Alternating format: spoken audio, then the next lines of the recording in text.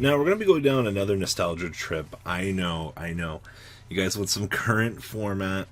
I get it. But bear with me. It's Saturday. I kind of wanted to relax and look at a more casual standpoint. This is another goat control game. Now, goat control has been explored more than your mother has. And it's absolutely weird in the current day and age to kind of see how Yu-Gi-Oh has developed. So, kick back and enjoy what looks like standard goat with a twist. And I'm pretty sure most of you are familiar with the big Panda Beatdown deck that focuses on Rescue Cat. So, what ends up happening here is you're going to use things like regular Mrs. Radiant to capitalize on it, and basically OTK your opponent, because that's just how Yu-Gi-Oh works. Now, if you see reasoning in this format, I do agree. It is always best to resolve and call 4. You don't want to have to deal with this. Absolutely, it's the best call. And of course, the spice I was talking about was Lord of D with Tyrant Dragon. Kind of an interesting take on the format. I'm sure it's more of an interesting fun deck, but you're basically watching an OTK versus more disruption. Actually interesting to note that he sets the monster before the resolution of resolving knock, which is a little bit more interesting. We lost a Giant Rat, which, I mean, do we really care?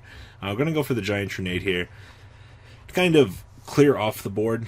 We don't want to walk into like a reactive trap card because we want to establish the Des Wombat to ensure that we can get to where we need to be here. And of course the Giant Trinade is just fuck me city because Morphing Jar is going to resolve. Now, I wanted to take a moment here and look at Tyrant Dragon. During your battle phase, if your opponent controls a monster, after this card's first attack, this card can make a second attack, negate any trap effects that target this card, and if you do, destroy that trap card. And then this card cannot be special summoned from the graveyard unless you tribute one dragon monster. Very, very powerful dragon, especially if you're abusing things like Lord of D in the sense of this. So, keep that in mind. But the loss of heavy over here, whew, that's a lot of value considering like Gravity Bind and what you know what you're going against. Also, the fact that Ojama Trio combos as part of an OTK, keep that in mind. Also, you're going to get to see the degeneracy that is Last Will. So, establishing up level limit area B. We don't want our opponent to play the game, right? Like, that's how this goes. It's so stupid. Just watching all these OTK pieces kind of float across the board here. Pot of Greed allows me to draw 2 cards. In this particular sense, like, I feel like the Fox is down most of the time when playing this deck, because I'm really agitated seeing cards like Ojama Trio go into effect, but it's just inherent negs. But you're playing Burn, so you really don't care what your opponent does. So here we go. Ojama Trio. Now this is a slight misplay. It'll be corrected in literally just a second. I'll fast forward it here. He actually realizes that he needed to summon Mrs. Radiant instead of the Giant Rat. It's corrected. Remember, this version of Mrs. Radiant, unlike the Link monster, still does give a 500 boost across and powers down all these wind monsters. Woo, hello. Hello, Cyberjar. I miss you. Cyberjar is going to resolve here, going to kind of clear this up. I'm going to fast forward this into speed mode so you can kind of see what's going on here. Actually, this is the OTK monster I was talking about. Increase the attack of this card by 500 points for each monster on your opponent's side of the field. And then, of course, the Pandinator. This card attacks a monster with a higher attack than the defense. You get to do piercing to your opponent. Anyone say free value off of the cat? It's level 3, which is absolutely amazing. What you're going to see here in a second is just inherently insane value from his opponent. And his opponent just loading up here. Look at all these beaters. Like, this is ridiculous. He rolls into a Spear Dragon off of the Sinister Serpent off the Monster Gate. He's going to try to make an attack here, but it's going to be met with Book of Moon saying, no, no, no, no. Not today. Giant Trinade resolves, kicking back all of these back row.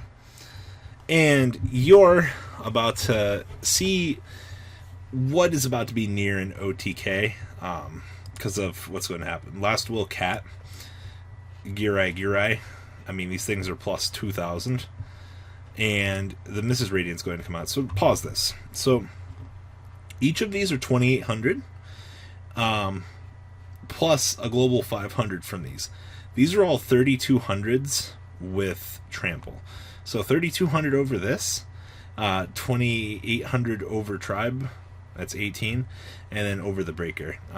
And his opponent's under the assumption that he gets OTK'd here and scoops the game because he doesn't want to deal with this. He's like, yeah, that looks like game, and I don't really blame him for that.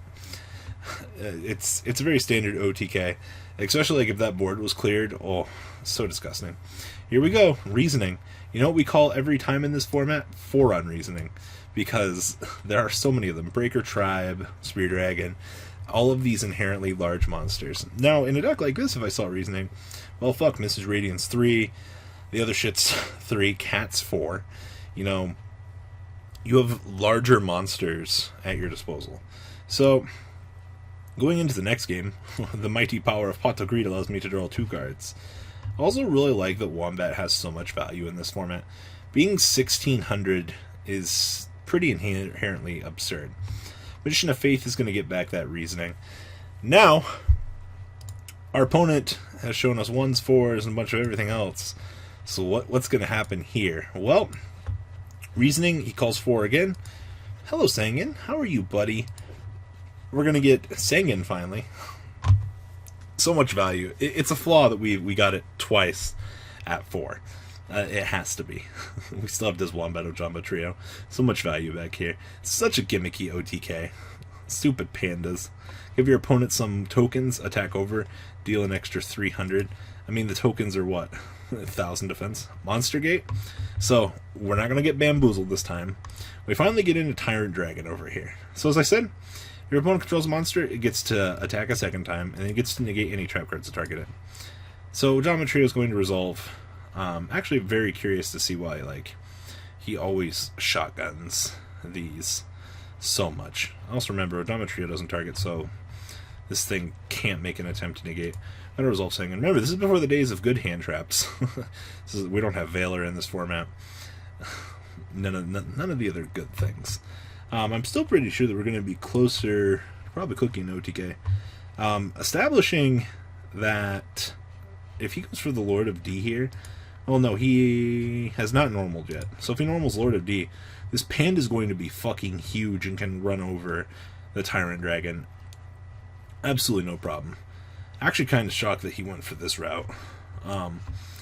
Might be tempted to summon the Panda and run this over, but I think it's the best course. Looking at this hand, I'd probably go with these two for my turn, just to kind of clean some shit up here. Because the Panda's getting over this, no matter what, because it's so big. And you have the Giant Shrine for the back row clear. Oh, just kidding. We top deck last a while. We're just kind of good at this game. So, we're going to Gyre Panda over. He's trying to conserve this, which I understand, which is actually fine in this particular case. But just for another OTK presence. Also, your opponent's not going to be able to out this, just considering. And this thing is absolutely huge for each monster on your opponent's side of the field.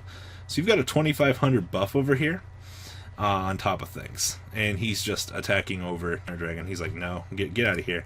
I'm not dealing with you, boss monster. Snatch Steal on the Panda. Thank God this thing's only 800.